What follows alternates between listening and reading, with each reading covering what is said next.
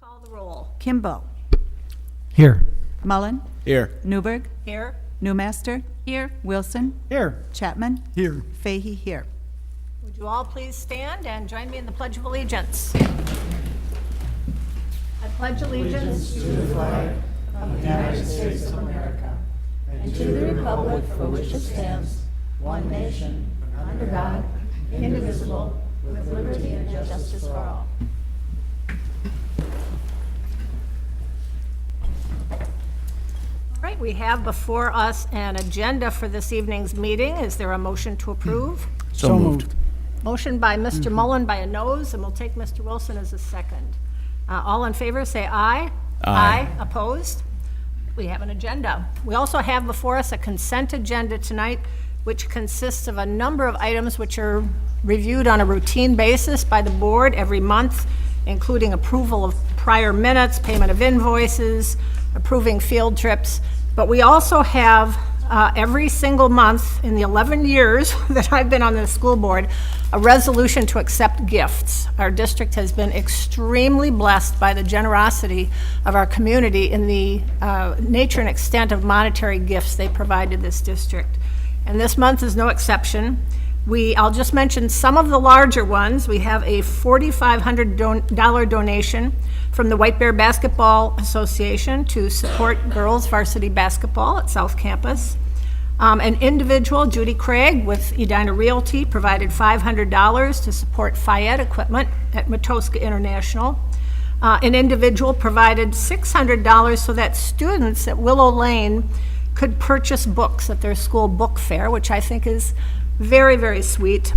And then we have a large number of donors who provided donations to support the North Campus Theater program. And finally, if you ate at Perkins in Vadnais Heights recently, apparently the Vadnais Heights Perkins customers and staff donated $1,201.33 to support Vadnais Heights Elementary School. So we thank all of those donors. Seeing that, do we have a motion to accept tonight's consent agenda? So moved. Motion by Mr. Kimball. Is there a second? Second by Ms. Newmaster. This calls for a roll call vote. Kimball. Aye. Mullen. Aye. Newberg. Aye. Newmaster. Aye. Wilson. Aye. Chapman. Aye. Fahey aye. The consent agenda is approved. We now reach the time in the agenda for public forum. This is an opportunity for any member of the public to address the board on an item or issue of interest to them. We do ask people who want to address the board to complete a card, which are located on the table to your right, and bring it up to the dais ahead of time. I don't see any cards up here this evening. Is there anybody here who would like to address the school board tonight? All right, seeing none, I will turn with trepidation to our first information item, which says recognition of school board members. Dr. Kazmierczak. Right, thank you, Madam Chair. Mr. Mullen and I will go out to the center, and we would invite you and Mr. Kimball to join us.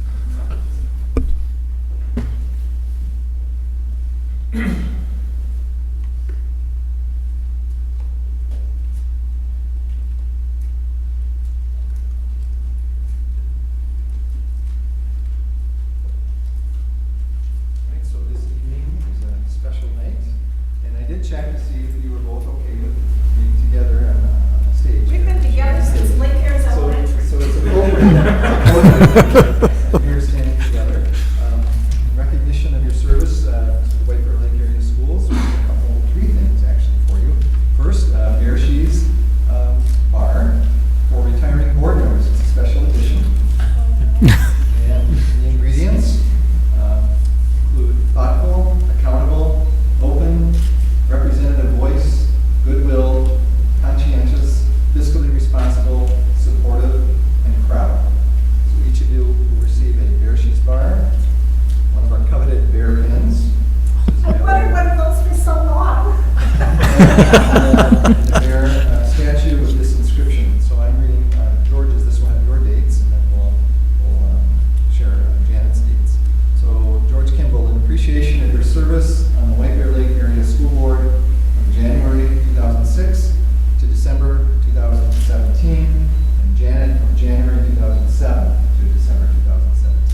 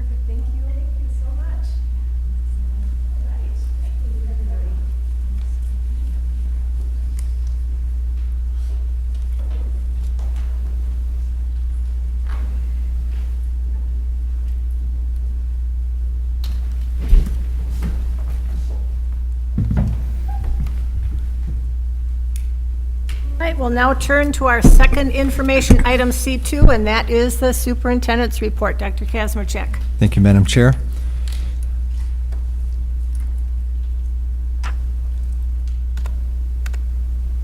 All right, our strategic planning update. Action teams that are meeting to address 8 identified strategies in the district's strategic planning process are off to a great start. The groups will continue to meet through February with expected action by the school board in the spring. Thank you to the more than 200 community members who are involved in this important work. Please be sure to notice a new addition when you soon receive the Winter Community Services and Recreation Catalog. We've added a flipped book Bears Bulletin section through which we'll deliver district updates directly into the mailboxes of community members. Consider nominating an educator who will represent all of the dedicated teachers in our district and compete in the Minnesota Teacher of the Year program. Nomination forms for the White Bear Lake Teachers Association Teacher of the Year, due January 8th, are available on the district website at www.isd624.org. With our quick turn from fall to winter, it is important to remember the emergency school closing information in case there is a need for it. If winter weather is so severe that schools need to close, parents will also be alerted in 3 ways as soon as a decision is made. In fact, I believe we have a video that we can queue up that will give us the basics.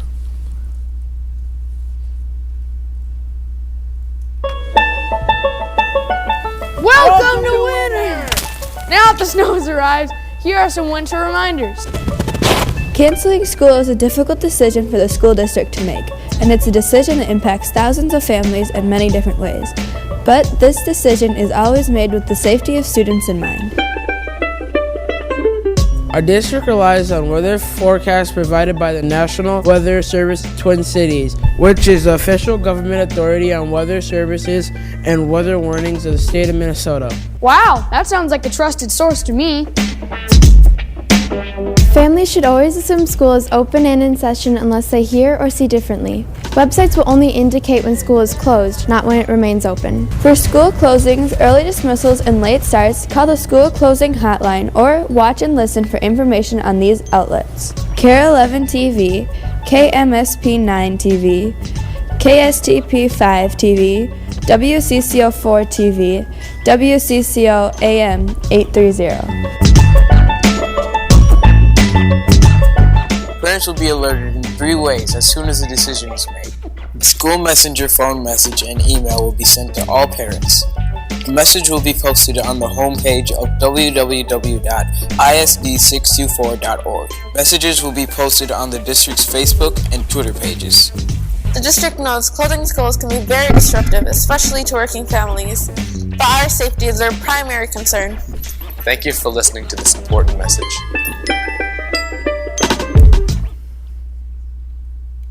All right. Thank you to the students who helped us deliver that message. All right, and the forecast for the next couple of weeks does not include any major storms coming, knock on wood. So hopefully we'll make it to winter break without needing to utilize the emergency school closing procedures. So with winter break coming up, we hope that students enjoy themselves and take time to read, spend time outside, and be kind during the upcoming winter break. School will not be in session from December 22nd through January 1st. We look forward to welcoming students and families back to start 2018 off right on Tuesday, January 2nd. Speaking of the start of 2018, we are also excited to welcome next year's students into our schools for Welcome to White Bear activities happening in January. Information and registration events will be happening at all levels, including early childhood, elementary, middle school, and high school. Find additional information for these events on the Welcome to White Bear page of the school and district websites. All right, and now Ashley. Thank you, Dr. Kazmierczak. To start off the student report tonight, I'd like to highlight an organization at South Campus that has done some impactful work in our community. The National Honor Society, just this past Friday, hosted a blood drive that collected over 100 pints of blood. Furthermore, this fall, they volunteered at both the Twin Cities Marathon and the Planting Day for Giving Gardens, a local charity that grows produce for the White Bear Lake area food shelf. It's been about a month since winter sports first started, and so far, our boys hockey team has had one of the best showings of all our sports teams.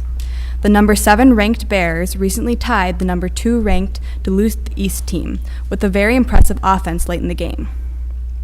They are currently 3-0-2, only tying ranked teams. Don't forget to mark your calendars because the much anticipated Bears versus Hill Murray game will take place on December 23rd at 7:00 p.m. at Aldrich Arena.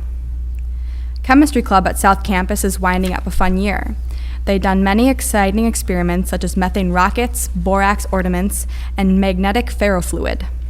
To finish their season, they will host second graders from Matoska Elementary for a day filled with chemistry experiments in hopes of getting them interested in pursuing STEM.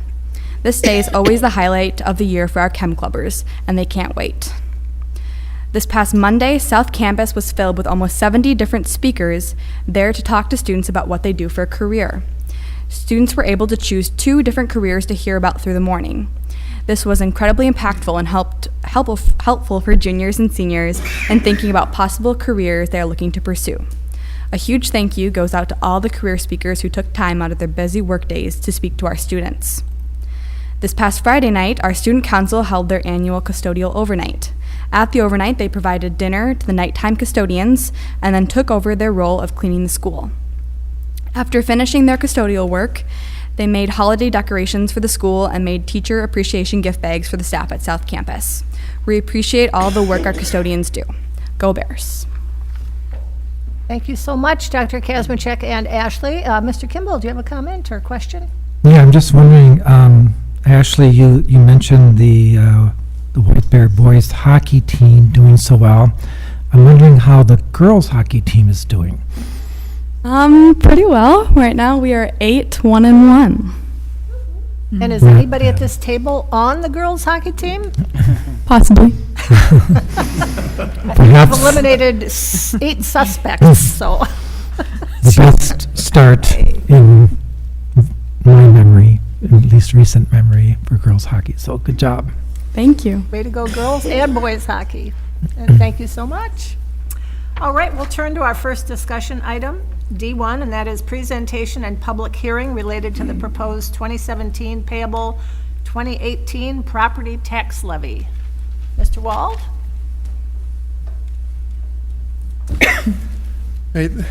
Thank you, Chairperson Newberg, Dr. Kazmierczak, members of the board, Ms. Renstead, and to our seniors who are here fulfilling their senior government class obligation. You won the lottery. You're here for the tax levy presentation, the biggest night of the year at any school board meeting. Joining me tonight is Tom Wazorek. Tom is our Director of Finance, so we'll share the presentation tonight. This constitutes our public hearing for taxes payable for 2018. State law requires that school districts hold a public hearing for the next year's property tax levy. We're required to host that meeting between November 24th and December 28th of each year, and we're well within that window. It must be in the evening after 6 p.m. and we're permitted to do it at a regularly scheduled board meeting, so tonight's presentation will count. And you'll have an opportunity to approve that levy tonight. We're required to review the current year budget, review prior year actual revenue and expenditures, identify the proposed tax levy, including the percentage of the increase, and then provide explanation of why, explain the changes, and there will be an opportunity for public comment at the end of the hearing. So tonight we'll just go over things I just mentioned: background on school funding, information on the district budget, go over what the tax levy will look like for 2018, and then the chair can open it for public comment at the end. State of education in Minnesota is strong. Minnesota is one of the leading states in the nation in public education. That bears out in our ACT scores, among other factors. So we're proud of the work that Minnesotans across our state have done to provide a quality public education system. You know, it's part of our Constitution. Article 13 of the Constitution requires that It is the duty of the legislature to establish a general and uniform system of public schools, and the legislature will make such provision by taxation or otherwise as will secure a thorough and efficient system of public schools throughout the state. Government students, take note of that. As a result, our state funding for public schools is highly regulated by the state and a fairly complex system. The state determines formulas for based on per pupil funding. They identify a tax policy, identify a maximum levy amount. School districts can go lower than the maximum but cannot exceed the maximum levy amount. State also authorizes any board action to pursue voter-approved levy or capital investment. There's been challenges with funding public education. When we look at the consumer price index as it has moved over time, the level of funding for public education has not kept up with that. And you can look at that historically, but even as recent as 2003, when you look at consumer price index and the changes in school funding, it has not kept pace. In fact, the final bullet on this slide shows that had the state budget kept, or funding kept up with CPI, that funding for schools would be about almost $600 per student higher. This next slide shows a chart of that. Follow the green line and you'd see what the present formula funding is across the state. Follow the red line and you'd see what it would be if funding had kept up with the consumer price index. You can see early on that chart that there was really flat funding for schools while inflation was continuing to rise, and we really haven't caught up. The last few years, legislature has made some efforts to keep up with consumer price index, but really hasn't made an effort to close that gap. Additional struggles for public education is that funding special ed programming, the funding costs for special ed programming have exceeded the consumer price index. And so while the state funding for special ed lags the CPI, that creates a gap that must be filled by the general fund. And so when you're using general fund dollars to close that gap in special ed programming, districts are really left with a choice of, do you impact other programming, or do you increase your operating levy to try to close that gap? And school districts across the state have struggled with that issue, and most have found times where they've had to impact programming and other times where they've had an opportunity to increase their levy funding. So that is not just a issue that White Bear looks at, it's a statewide issue for public schools. In 1993, 65% of schools across the state of Minnesota had an operating levy in place. By this current year, every school district in Minnesota has an operating levy in place, and it's typically in the 20 to 25% of their annual budget. So in White Bear Lake, we're at 22.3% of our budget is funded through our local operating levy. It's a really important part of the services that we provide in our community. It's important to note also that changes in our local tax, property tax levies do not necessarily reflect changes in school district budgets. So there may be years where your tax levy increases, but your budget stays flat. And that's because state policies and state funding mechanisms can shift. And so there might be a decrease in funding in one area and an increase in property tax in another area, and the end result is neutral, right? And so there's many, many different factors that go into determine tax levies. And because your property tax goes up does not necessarily reflect an increase, just as a decrease in your property tax would not necessarily identify a decrease in school district budgets. Cities and counties and school districts are in different calendars, and so that complicates the tax levy process a little bit. Cities and counties are on a budget year, same as the calendar year. And in school districts, our budgets are based on the school calendar. And so the taxes that we levy in 2018 are used to fund the 2018-19 school year. The taxes that are currently being levied in 2017 are funding the 2017-18 school year.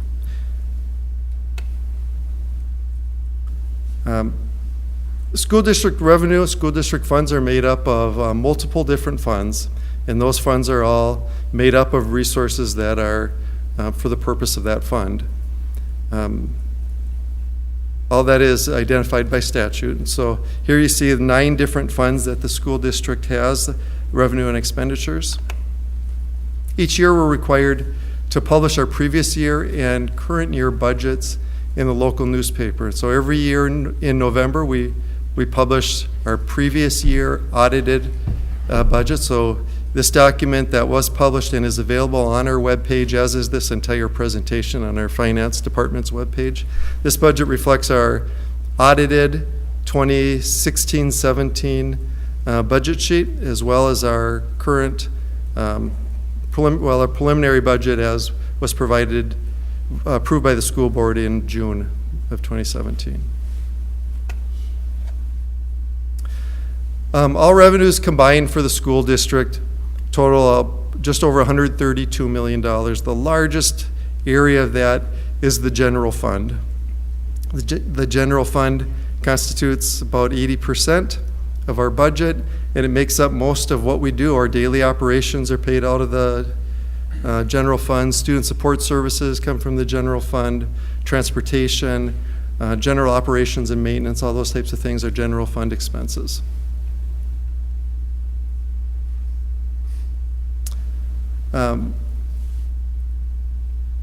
In terms of general fund revenue, the state provides most of that. About 71.6% is through our state resources. Our local property taxes, 22.3% of that.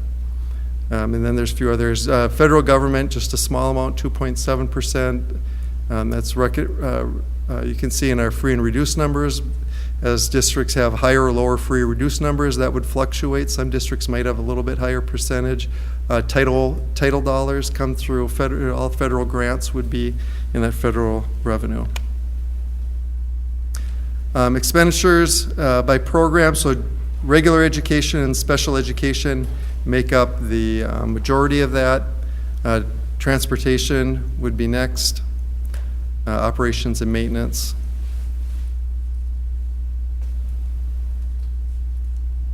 We're a human resources heavy industry.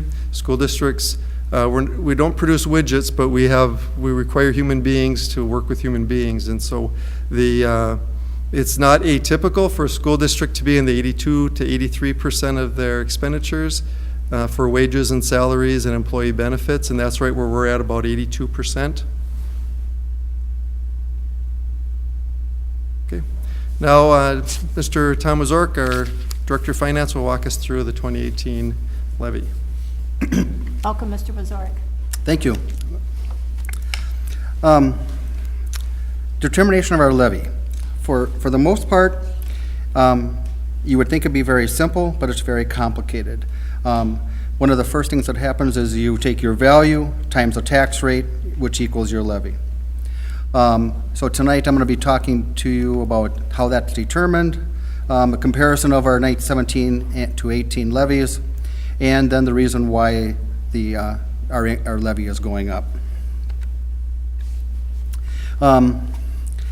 Every property owner in Minnesota pays property taxes based on varying taxing districts. That can be the city, the county, and/or soil and conservation districts, hospital districts, and so on.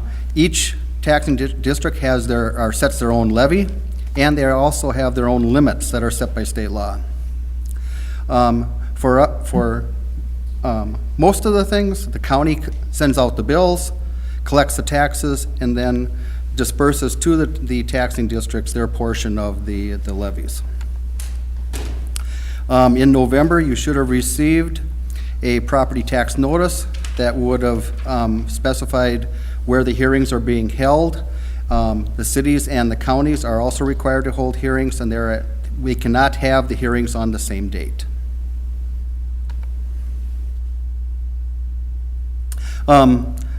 School districts, we levy levy taxes in over 30 different categories. The levies limits for each of those categories are set by state law or voter approval. The Minnesota Department of Education calculates the detailed levy limits for each district, and that's usually done in mid-September. The key steps to keep in mind with the property tax will be on the next slide. The school district has really only one step where you have any control. The first step is that the city or county assessor determines what your property value is going to be. That's usually, I think, in March, and you property owners do have an opportunity to appeal. And then there are other avenues if they don't agree with the assessor. The legislature basically sets all the tax capacity rates, and they do that so that there is some disparity between property classes. The county auditor then calculates the tax capacity for each parcel based on what the legislature approves. The legislature, which usually happens by May of each year, then sets the formulas that determine how our aids are calculated. Then after that, in June, July, August, the Department of Education then calculates our levy limits based on what the legislature passed in the last session. Then in step 6, where school districts have the control, is then the board adopts the levy in September based on the limit set by the legislature. And then the final step is, after tonight, the county auditor then will divide up the final levy of all the levying jurisdictions. For us this year, on September 8th, we did receive our levy documents from MDE, and on the 25th, then the board approved our levy, and we did maximum, because once we do maximum, then as a state makes modifications to the levy documents, we don't have to take additional board action. In mid-November, the property tax statements were mailed out to property owners, and tonight we are having our public hearing as required by law. And then following this hearing, we will recommend that the board adopts our final levy for school year 18-19. Our total levy for this year is going up approximately about 7%. And in a few moments, I will go over the reasons for the increases. This is just a chart showing the different levy components from a general fund, community service fund, and debt service fund, and their increase or decrease compared to the payable 17 school year. One of the first reasons our levy is going up is that we have a levy referendum, and that levy referendum is tied to inflation. So there was an inflationary increase of about a little over 2%, and then that coupled with our enrollment increase then translates into a $480,000 increase for the levy referendum, which is used for general education purposes. We had couple areas of small decreases. We had an $88,000 in operating capital, but that was translated into additional state aid. So as Tim said, that was revenue neutral for us. And then the state phased out a student achievement revenue. And so this is the last step of that levy component being being deleted off the levy documents. A couple years ago, the state instituted a long-term facilities maintenance revenue, and that essentially replaced alt facilities revenue and health and safety revenue. Along with that, they stepped up the dollar amount per pupil unit that we were eligible for, and so this is I believe the second year. It's going from $292 up to $380, and that on a per pupil basis which is why it translates into $742,000 of additional revenue that we are going to have access to. One of the other things that's a pass-through levy is that our lease levy is increasing $221,000. That is essentially all for the intermediate district. Our portion of their lease levy. Another category is prior year adjustments. We had $545,000 of adjustments. $410,000 of that was from FY15 that we had a deduction last year of $410,000. So this year we don't have the deduction, so it had to go up to cover that. And then we also had some other miscellaneous levy components of $194,000.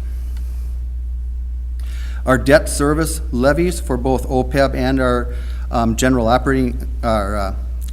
bond fund is changing $197,000. And for the most part, that's because we are required to levy 105%. Last year, we had a bigger debt service excess reduction than we had this year. So as a consequence, our levy is going up almost $200,000. Many factors can cause your property tax property to increase or decrease during the year. One of those things is a change in value on individual property. This year, our adjusted net tax capacity as a district increased 8.8%.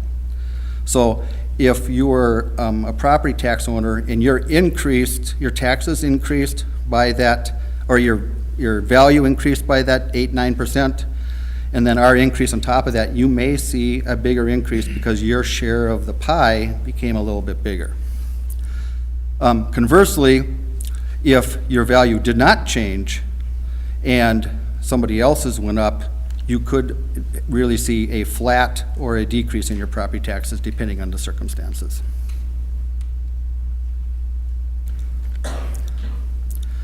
The following table is showing the changes in property tax rates and compared to 2015 to 2018, and I will move on to that in a little bit. In our school district, we have the comparison we'll be looking at, we'll be comparing residential and commercial and some apartment rental properties. You can see by this chart that comparing from 2015 to 2018, we have shown very little change in our property taxes. That's in the second column from the end. And then this year, from 17 to 18, we show a small increase also. So relatively over the last 4 years, our district's property tax levies have been very stable and very small increases. This chart shows you the value of a $250,000 resident homestead property, and you can see it went up very slightly.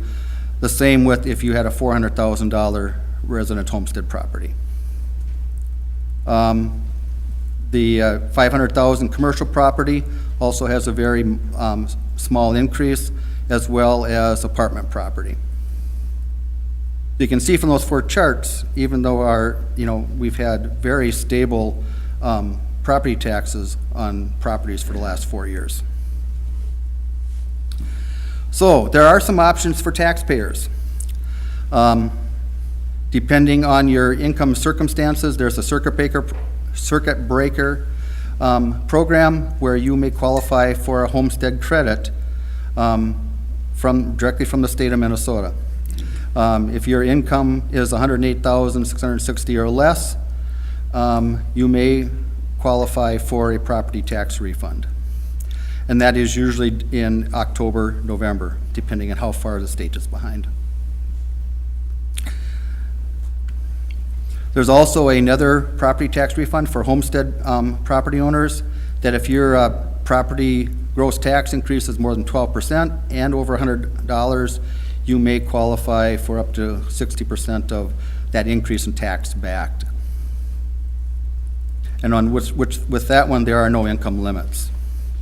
There again, you still have to fill out the form in October to get the money back from the state of Minnesota. And then there's also the Senior Citizen Property Tax Deferral Program, and essentially that's just deferring it until the property owner either dies or sells the property, and then the property taxes become due at that time. With that, the board will now has the opportunity to accept public comments or questions about the levy, and then we will, after the hearing, then certify the 2018 payable 19 property tax levy. Oric. Are there any members of the public present here today who would like to comment on the property tax levy presentation? All right. Do any of my fellow board members have any questions for either Mr. Wald or Mr. Wazorek? Not for Mr. Wazorek. For our students in residence here, how we doing? Still with us? Everything make sense? Sort of. Okay. Probably the key point is nearing young adults. You'll never escape this, no matter where you move to in the United States. This is how schools are funded. So, take a couple mental notes and keep track of it, but just know that this is your future. All right.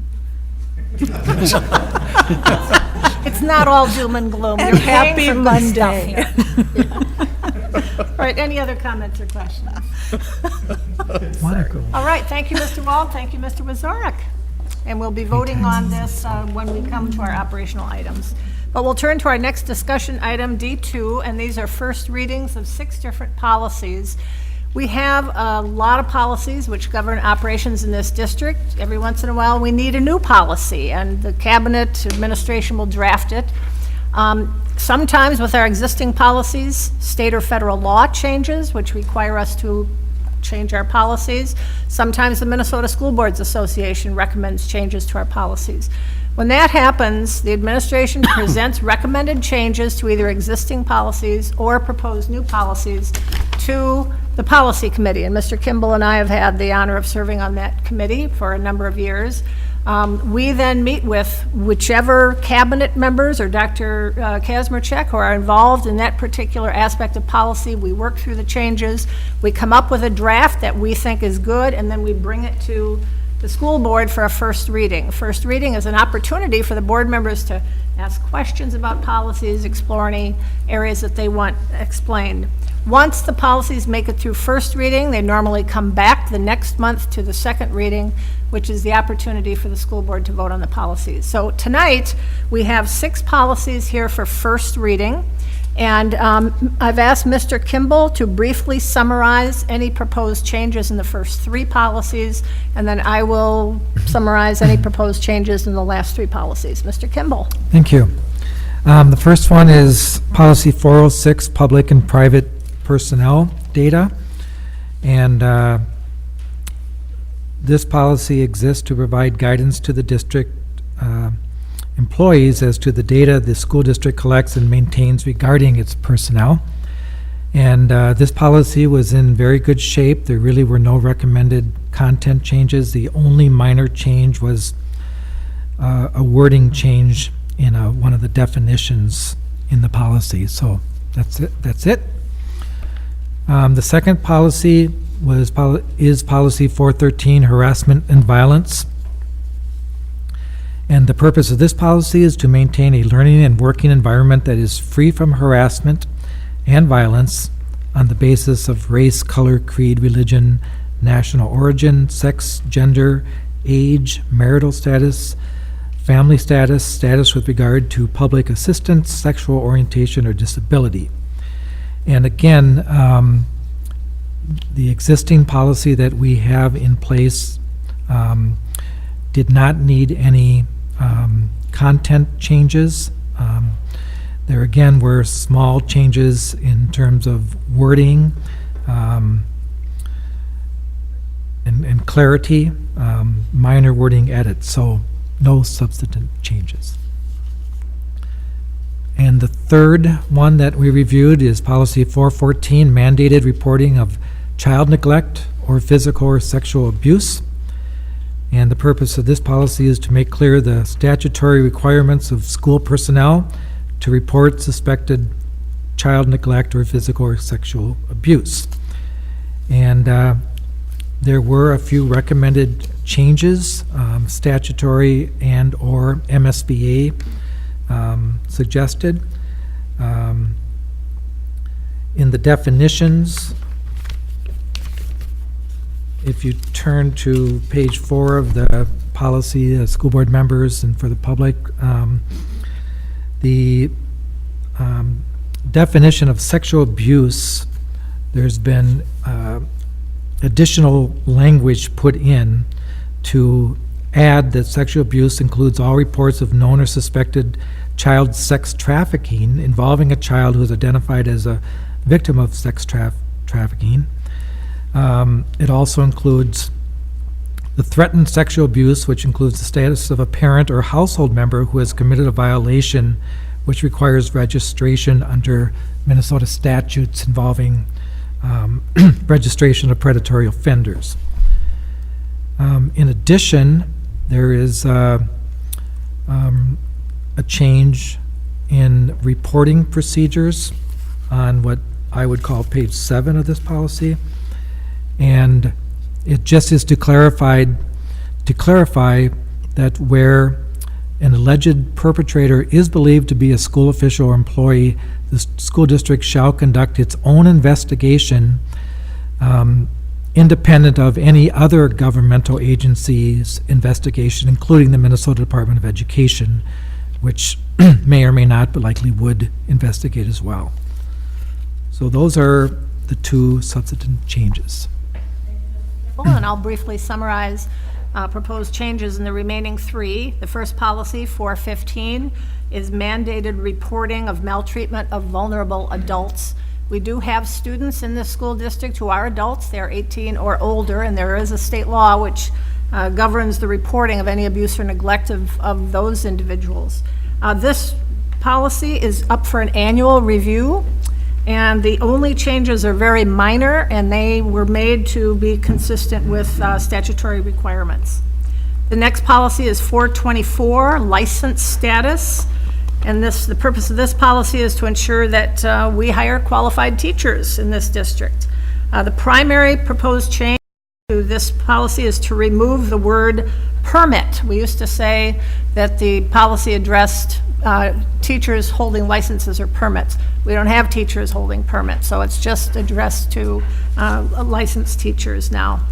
And the final policy in the group for first reading tonight is policy 515, protection and privacy of pupil records. There are a few changes recommended in here. Most of them came to us recommended by the Minnesota School Board Association, and they normally vet policy changes very well, so we usually adopt what they recommend. They had a number of recommended changes to make the policy compatible with law. There is new language added into the policy which defines when the district can or will release directory information about all of you students. If someone wants to see your photograph, or they want to know what activities you're in or what sports you play, we have a new section in this policy which defines when the district can release that information. And then finally, the changes replace all references to a defunct federal statute, No Child Left Behind, to the Every Student Succeeds Act. So those are the recommended changes to all 6 policies. We're here for first reading. The board has had several days to review these. Does anybody have any comments or questions about these policies? We usually don't, because you folks really do your homework in the days before we get here. So, all right, so we will expect these policies to be back in January, unlike George and I, who will not be back in January. So, all right, we'll turn to our first operation item, E1, and that is certification of the final 2017 payable 2018 property tax levy. And this is what Mr. Wald and Mr. Wazorek presented on not that long ago. Mr. Wald. Not so long ago, although it was long. So the board approved the preliminary tax levy payable 2018 on September 25th. The requirement for a public hearing of the proposed levy was met earlier tonight, and the final step is for the school board to certify the levy amounts. In your packet was the levy limitation and certification report provided by the Minnesota Department of Education. The total levy represents 6.98%.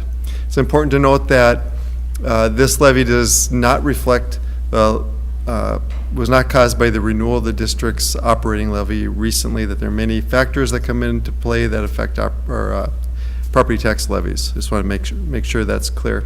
So tonight we're recommending that the board move to approve the certification of the final 2017 payable 2018 property tax levy in the amount of $38,587,309.02.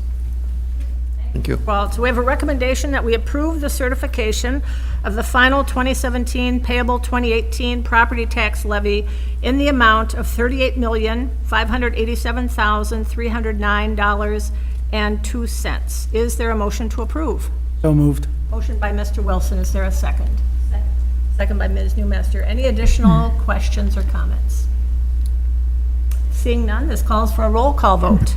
Kimball. Aye. Mullen. Aye. Newberg. Aye. Newmaster. Aye. Wilson. Aye. Chapman. Aye. Fahey, aye. All right, the property tax levy has been certified. We'll turn to our next action item, E2, and that is action on the revised fiscal year 2018 budget. Mr. Wald and Mr. Wazorek. Welcome back, Mr. Wazorek. Thank you. At the last work session, we did review the revised budget and the reasons for that, and I will just briefly go through them again. For the FY18, which is our current year, the estimated revenues now are $107,031,000 plus.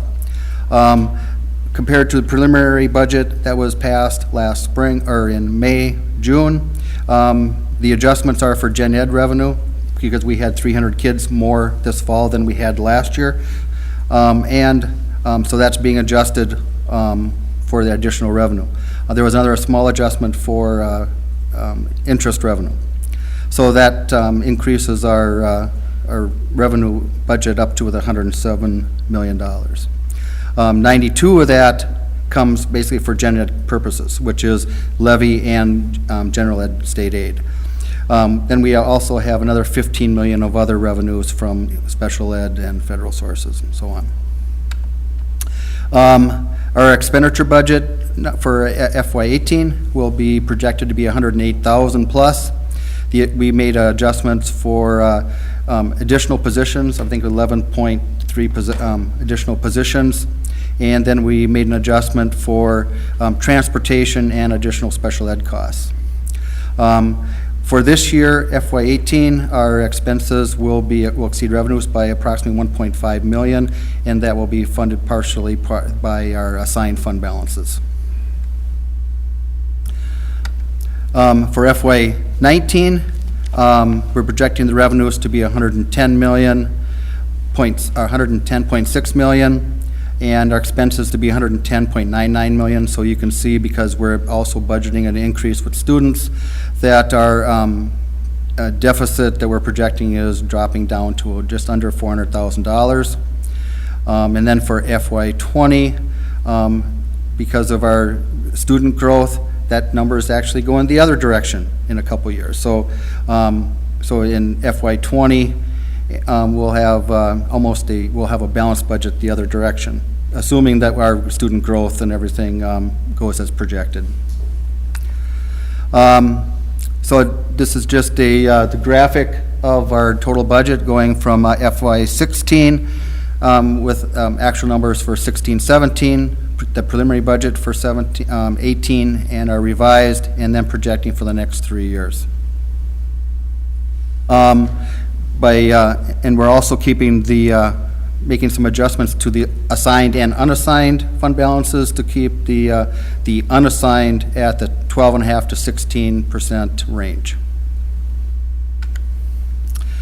So for budget planning purposes, on November 27th, we went through the revised budget. Tonight, we're revising the budget. And then in January through April, we'll start working on finalizing our projection that we've already made, but fine-tuning that with our projection models for student growth and so on. And then in May, we'll bring back to you another preliminary FY19 budget for your approval prior to June 30th. With that, are there any questions? Eric, I think we'll get a motion on the table first. We have a recommendation that we approve the revised budget for fiscal year 2018. Is there a motion to approve? So moved. Motion by Mr. Wilson. Is there a second? Second. Second by Mr. Mullen. Does anybody have any questions? I know we had an opportunity to discuss this at length in our last work study meeting with both Mr. Wald and Mr. Wazorek. Does anyone have any questions? All right, seeing none, this calls for a roll call vote. Kimball, Aye. Mullen, Aye. Newberg, Aye. Newmaster, Aye. Wilson, Aye. Chapman, Aye. Fahey. Aye. Oh, sorry. That'd be you. All right, the motion carries. Sometimes it's hard to think of yourself in the third person like and that. All right, we'll turn to our next action item, E3, which is something I always enjoy addressing, and that is an action on accepting BROCHUS grants. Dr. Kazmierczak. All right, thank you, Madam Chair, members of the board.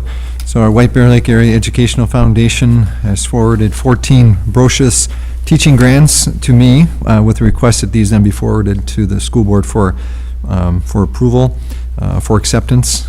So as part of our process, we ensure that these proposals align with our curriculum and technology needs and purposes as we go forward. And we've confirmed that indeed these projects do align with our curriculum and our technology plan as we have in place now. So we'd recommend approving this over $30,000 worth of grants for our teachers. Thank you. So we have a recommendation that we accept 14 BROCHUS teaching grants as shown in the attached materials in the total amount of $30,020.50. Is there a motion to approve? So moved. Motion by Mr. Chapman. Is there a second? Second. Second by Mr. Wilson. Any comments or questions? Mr. Kimball. Just to reiterate that these are really amazing, 14 amazing opportunities. And, just looking through them, you hate to pick any, but just, kindergarten coding, who would have thought that back in our day? And astrophotography and just some really, really great opportunities. So we certainly are thankful to the foundation and really admire these teachers for putting these forward. Been watching the district's Facebook feed and seeing the pictures of representatives from the Ed Foundation going to the classrooms and awarding these grants, and there's been a lot of big smiles in those photos. So, any other questions or comments? Mr. Wilson. Yes, just as a point of general information, before the grants come to the board for approval of the dissemination, the White Bear Educational Foundation board members really thoroughly investigate. The common term these days is vet each of the recipients and find out really the impact that the proposed grant would have on students. And that is foremost in everyone's thought there. And so by the time it comes here, it has been thoroughly investigated and validated that these are worthy projects that have been requested for funding. Thank you, Mr. Wilson. Any other questions or comments? All right, this too calls for a roll call vote. Kimball, Aye. Mullen, Aye. Newberg, Aye. Newmaster, Aye. Wilson, Aye. Chapman, Aye. Fahey, aye. The motion carries. We'll turn to our next action item, E4. Once again, we're accepting more money, a fun thing to do. So this is action on a STEM mini grant from H.B. Fuller. Dr. Kazmierczak. All right, thank you, Madam Chair, members of the board. So H.B. Fuller Foundation supports STEM instruction in White Bear Lake area schools. And this year's grant of $5,534 went to Sunrise Park Middle School to fund a CNC router for the manufacturing lab. So with that, we'd recommend acceptance of the grant. We have a recommendation that we accept a STEM mini grant from H.B. Fuller in the amount of $5,534 for a CNC router for the manufacturing lab at Sunrise Park Middle School. Is there a motion to accept this? So moved. I think Ms. Newmaster had it by a nose, followed, I believe, by Ms. Fahey for the second. You'll get it next time, Mr. Moore. Oh, good. Any questions or comments on this item? Right, this calls. No, Sorry, go ahead. I just had a thank you to H.B. Fuller. They have for years have been giving staff the opportunity to write proposals for grants and have been very, very supportive of our science and our technology. Calls for a roll call vote. Kimball? Aye. Mullen? Aye. Newberg? Aye. Newmaster? Aye. Wilson? Aye. Chapman? Aye. Fahey? Aye. That motion carries. The next action item, E5, is action on a tentative agreement for a 2017-2019 contract with the White Bear Lake Teachers Association. Mr. Cooper, welcome this evening. Thank you. Madam Chair and Board, Dr. Kasmerjak, just wanted to go over the tentative agreement that was ratified by the Teachers Association on the 7th of December. It was voted in as a tentative agreement. There were 47 articles included in the agreement, including some para language, along with other language that was not part of para that we agreed upon. I'm going to go over mostly the salary part of it, or the financial pieces. That's probably the most important thing for you. We voted for 2.25% on the salary schedule for both 2 years of the contract. And a lot of things that I go over was a part of the things that were covered in the closed session that we had already. So 2.25% each year of the contract for salaries. For the insurance, 2% for the 2 years of the contract across those two years. Increase in 403B contribution, longevity, extracurricular salaries, 4.6% increase on the Schedule C of the contract. Hourly rate of $31 increase from $30 from last year to this year. We also looked at a stipend increase for the certification of school psychologists. Traveling teachers, that was increase in their traveling pay, recognizing that they have extra duties to travel. And HRA contribution using OPAP funds to contribute to the OPAP after retirement. So it's post-retirement money going into HRA using OPAP money. That is the report for the financials. The action is in the form of a resolution. I will ask the clerk to read the resolution into the record. Whereas the parties have reached a tentative agreement on the 2017-19 contract, whereas the association has ratified the contract, then be it hereby resolved that the School Board of Independent School District 624 approves the 2017 to 2019 agreement and authorizes the chair and clerk to execute the agreement on behalf of the school board. Is there a motion to approve that resolution? So moved. Good, you got it, Mr. Mullen. Is there a second? Second. I think that was Ms. Newmaster on the second? Yep. All right. Any questions for Mr. Cooper? I know we have reviewed the terms of this at length in our closed session. Any questions? All right, this calls for a roll call vote. Kimball. Aye. Mullen. Aye. Newberg. Aye. Newmaster. Aye. Wilson. Aye. Chapman. Aye. Fahey. Aye. The resolution carries. I'd like to thank Mr. Wald, Mr. Cooper for their excellent efforts negotiating this contract, and I'd also like to thank Dr. McKenzie on behalf of the White Bear Lake Teachers Association for his work in resolving this. I'm always impressed with the collegiality and the fairness with which both sides work or have worked in my years on this board to negotiate these contracts. It is a process very unlike what we see in some other school districts. So kudos to all of you. Thank you so much. Thank you, Madam Chair. All right, we'll turn to our next action item, E6, and that's action on school board liaison assignment and a description of the school board role. Every board member is assigned certain liaisons as a representative to various schools in the district. We assign these on a 2-year basis, and we have in recent years begun assigning these at our July meeting, so that board members can be assigned a school and go into the new school year knowing which school they will serve liaisons for. Mr. Kimball and I will be off the board come first Monday in January. We had school assignments that needed to be reassigned, so I did get a message out to the board members that if anybody wanted to take on any of our liaison assignments and perhaps exchange for liaison assignments they had, to let me know. These, if there are any changes in the liaison assignments, they will only be good until July of 2018, because that's when our new 2-year assignments will be made. You'll see a chart in here on page, I think, 191 of the packet, which shows the assignments and does include new assignments for our 2 newly elected board members, Deb Beloit and Jessica Ellison. Let's get a motion on the table first. Is there a motion to approve these 6-month school board liaison assignments? So moved. Motion by Mr. Chapman. Is there a second? Second? Second by Ms. Fahey. Any questions or discussion about these liaison assignments? All those in favor, say aye. Aye. Opposed? Right, we have the new liaison assignments, and either I or Dr. Kazmierczak will let our 2 new school board members know which slots they're going to be filling for the next 6 months. Our next action item is E7. Board members also have committee assignments that they work on.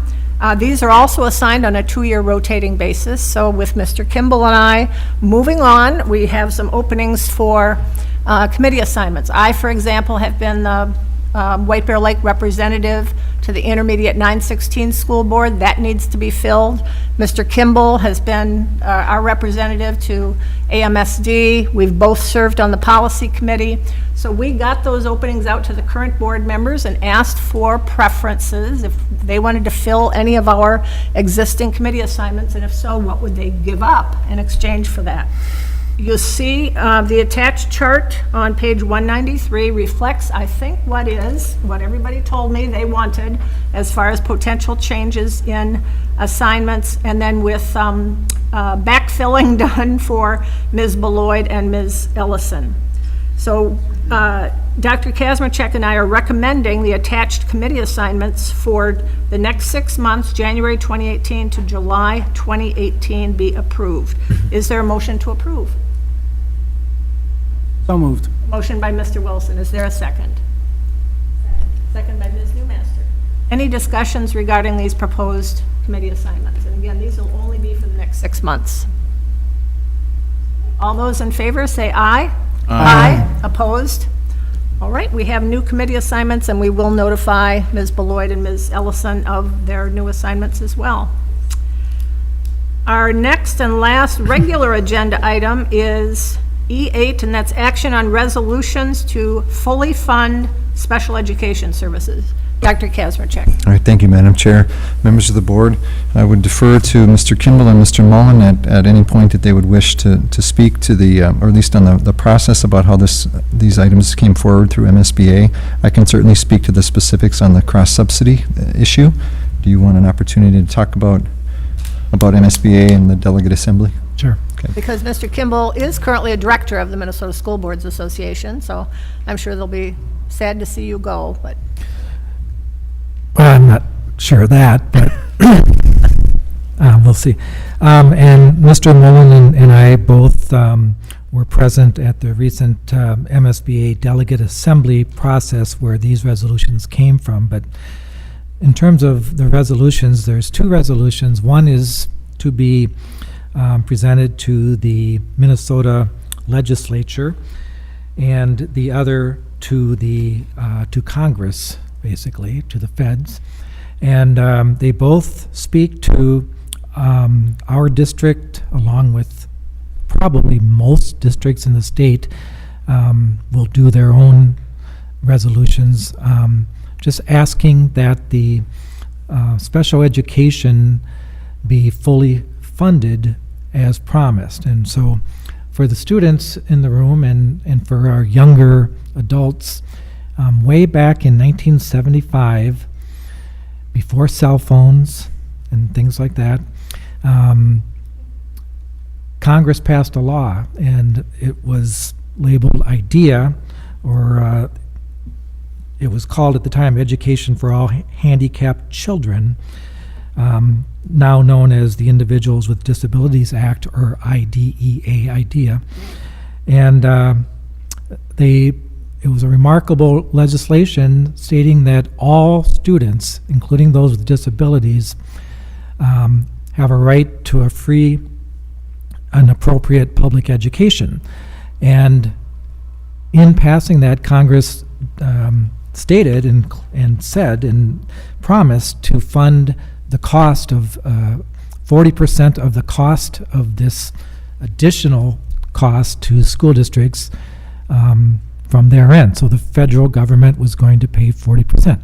They have never, since 1975, paid more than 15% of the cost. In addition, the state of Minnesota, in theory, would be paying through the formulas and things that we kind of were exposed to tonight, much or all of the rest of the commitment to fund special education, and they have not kept up either. So in the end, school districts are losing, or school districts are not being fully funded for this very important cost, and the cost is to all of the students and all of the programs in the district, because funding has to be taken away from the general fund that would go towards all students to specifically provide the funding needed for special education. So year after year after year, Congress and the Minnesota State Legislature is asked, begged to try and make up for this, what is referred to as cross-subsidy, having to take money from here to pay for special ed, and nothing ever happened. So this is another attempt to try and raise the level of concern, put the pressure on, and a unified Minnesota School Board Association in the form of all of the districts are being asked to do what we're doing here tonight, and that is to pass these two resolutions. I don't know if Mr. Mullen or Dr. Kazmierczak wants to mention anything more in terms of numbers or anything like that. Yeah, I can give some context. So the resolution states that that the cross subsidy for fiscal year 17, so last fiscal year, would reach an average of about $815 per student in Minnesota. White Bear Lake's cross subsidy is a little bit higher than that. The metro area is a little bit higher than that 815. But that's a figure that continues to grow. So for us, as an example, approximately $107 million budget, that equates to about a $10 million cross subsidy. So about $1,100 per student is our cross subsidy.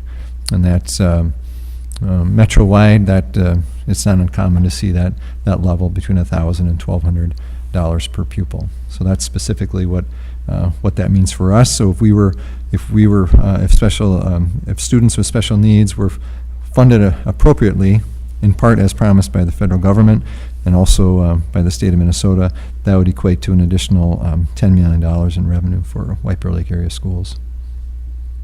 Mr. Mullen, is there anything additional you'd like to add? No, just that Mr. Kimball and I both sit on the Delegate Assembly, and which is a group of school board members from across the state, and they've asked us to bring both of these, and I would say ditto to everything that Mr. Kimball said, and thank him for his work on that assembly, and he represents us very well, so thank you very much. Well, thank you to both of you for all of your work on the Delegate Assembly. So we have a recommendation that we pass two resolutions to fully fund special education services, one at the state and one at the federal level. Is there a motion to accept these resolutions? So moved. Motion by Mr. Mullen. Is there a second? Second. Second by Mr. Kimball. Let's have a roll call vote. Kimball, Aye. Mullen, Aye. Newberg, Aye. Newmaster, Aye. Wilson, Aye. Chapman, Aye. Fahey, aye. Right, the resolution's carried. And now we turn to our last item on the agenda, and this is board forum. It's an opportunity for board members to share information about topics of interest, upcoming events, etc. Does anybody have anything for board forum tonight? Mr. Mullen? I wanted to take a couple seconds and just thank both Ms. Newberg and Mr. Kimball for their work.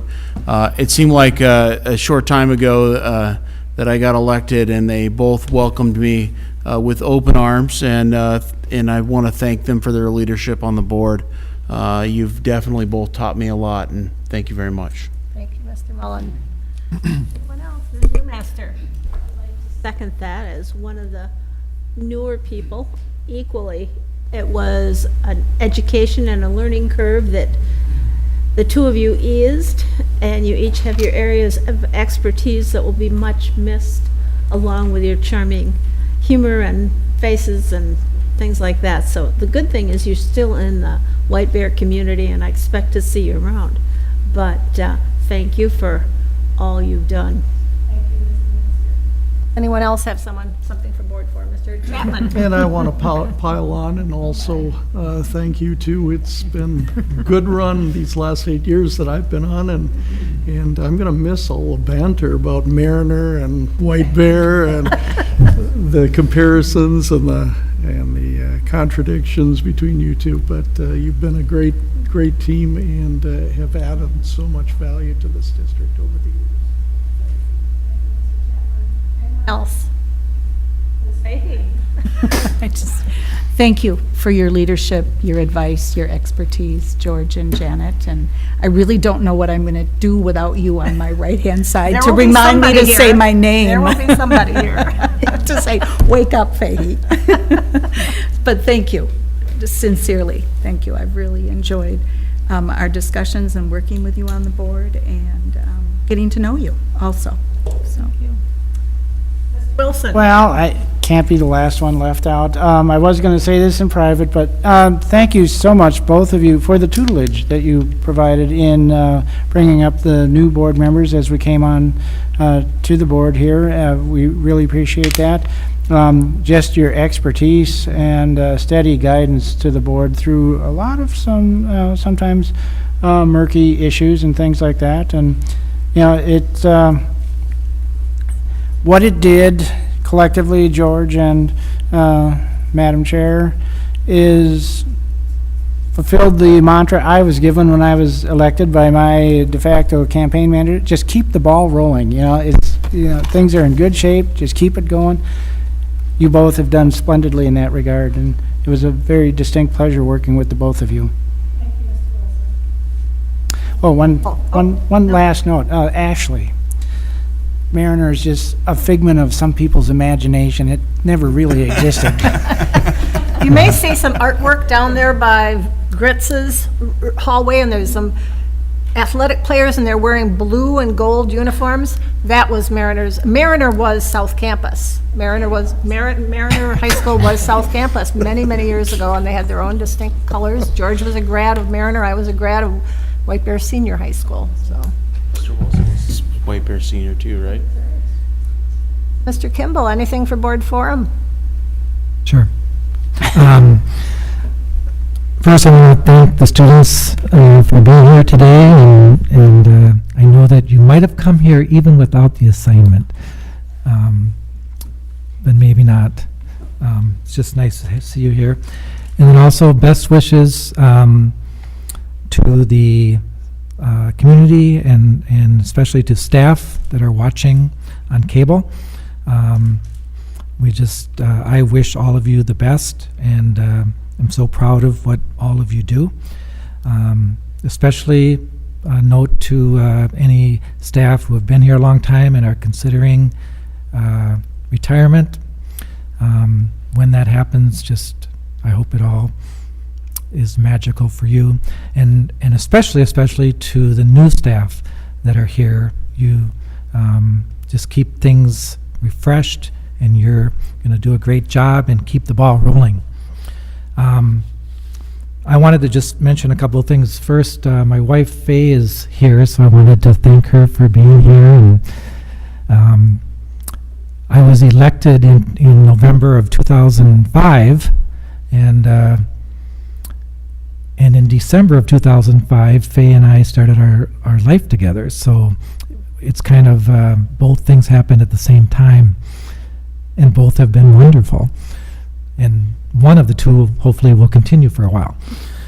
And I want to just mention that, like Janet, our life has been in White Bear, and so we both went to Lake Ayres, and I have to think of the years, but in 1966 we were at Lake Ayres, and I had Miss LaFay, and if anybody went to Lake Ayres, you know Miss LaFay. She's still around and still subbing, I believe. It's a sci-fi book club, I think. Yep. So she's very active, and that's my first memory. It was a great memory. She used to do, for those who remember, Get Smart TV show, Don Adams, and she used to do Get Smart impersonations, and I just remember that as being so funny. Then in '67, I went to Willow, and the only thing I really remember there was getting kicked off of school patrol. And I was the captain of the school patrol at Lake Ayres. So we have two different types of students here. And then on to Sunrise, and my big memory there was Mr. Johnson, a big Phi Ed teacher there. And I have two older brothers who went through Sunrise, and Mr. Johnson once said, "Kimball, why can't you be more like your brothers?" And I think it was, not in a very positive way. So, and then on to White Bear High School as 10th graders, and all I remember is circles and just crowded hallways and classrooms. People were just bursting the seams as Mariner was being finished, and then on to Mariner High School, which is real, and very unique school there with modular scheduling, and going to class was optional for us in those years, and we had interesting classes like German with a lighter touch and things like that. So, but the point I'm trying to get to is that it's all a cycle of life, and things just keep moving on, and people get replaced. But White Bear is just is a Camelot, is a magical place. My son and daughter went, to Birch and Central and White Bear High School. My stepson, the same. Then for me, it was amazingly wonderful because I came back as a teacher, 1989 to 96, and taught at North Campus for years and mentored under the amazing Don Foss. And I now look back and I think of those 7 years as, or 6 years as the best years of my working career. It was amazing. And then, so student, parent, teacher, and then school board to kind of finish it all out. So that's kind of cool that it worked out that way. And school board has been just incredible. And again, it's the circle of life. We had amazing people on who we worked with. Janet, when we first got on, and there were amazing people before them. And we leave with amazing people on the board now and newly elected. I think we both stayed on because it's just amazing to be part of this, a piece of this whole amazing district. So the only advice I might have for new school board members is it's not about any individual, or it's about kind of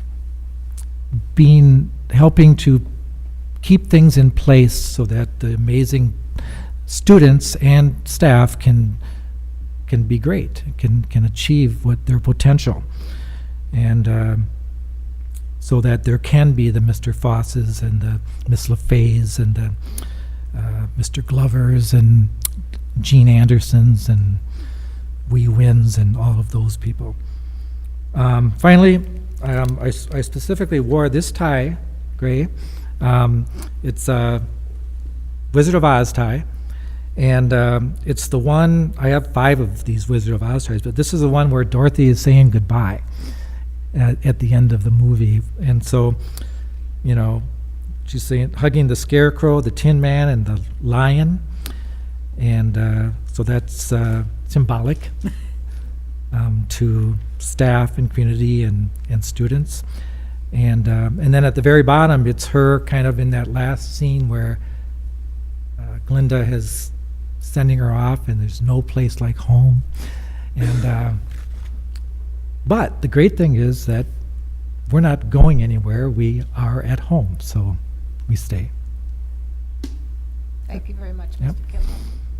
I have a couple things. First of all, I have no idea who's going to be board chair come the second Monday in January, because this board, along with Ms. Beloit and Ellison, will select that board chair. But I do have some items I'd like Dr. Kazmierczak to pass along to whoever is elected for the position.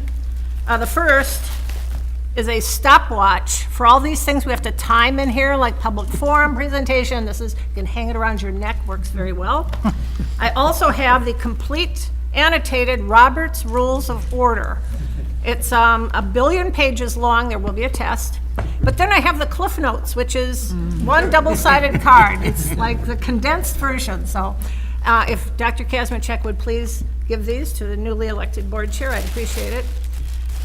Second, on a kind of a personal basis, I have been absolutely proud to have attended White Bear Lake area schools and be a graduate of the schools. This school district gave me the skills and the knowledge to move on in my career, attend law school, and become a successful practicing lawyer for 32 years. And then I got married, had 2 children. My daughter graduated in 2009. My son graduated in 2007. My husband and I, a doctor and a lawyer, we had the money to send our kids to private schools, but we didn't. We chose to put our kids in the White Bear Lake area schools. And this school district gave them the knowledge and the skills and the motivation for successful careers. Our son is currently a researcher at Stanford University, and our daughter is working in international aid and development in the Middle East. I Skyped with her yesterday in Baghdad. She's overseeing the administration of a $160 million developmental grant in Iraq. So the schools, the public schools, have served our kids well. I'm proud of them. I'm proud of the education I received here, but turning to my school board years, I am absolutely honored to have served on this school board for the last 11 years. As Mr. Kimball said, we began serving with amazing school board members. We continue to serve with amazing school board members. All the board members at this table are intelligent, they are hardworking, and most important, they are dedicated to the best interest of the kids in our community. I thank you. I wish you well in the future. I may be gone from this table, but I'll be around. I've got my foot in a lot of different volunteer opportunities in our school district. I'm going to continue these on. I wish you the best. Thank you so much. I'm sorry. Mr. Kimball. Yep, it's right in my note here. I forgot one thing. You know, cabinet members come and go. Well, some are longer. Superintendents, they come and go. But Jody Reber stays. And I want to just shout out to Jody Reber, who has been here the whole time and is just so amazing at what she does and how she supports everything in this district, and especially the board from our point of view. I just, on behalf of myself and us, thank you so much, Jody, for everything that you do. I sat right behind, I sat directly behind Jody in the White Bear Senior High School choir. You were an alto, right? Oh, you were a soprano. I was a second soprano, that's right. So, under a previous name, but I remember we had fun. All right, well, as George and I set sail into the sunset, I will entertain a motion to adjourn. Madam Chair, I move to adjourn I for your second that final we are. time. I second that we are adjourned. And it is 8:26.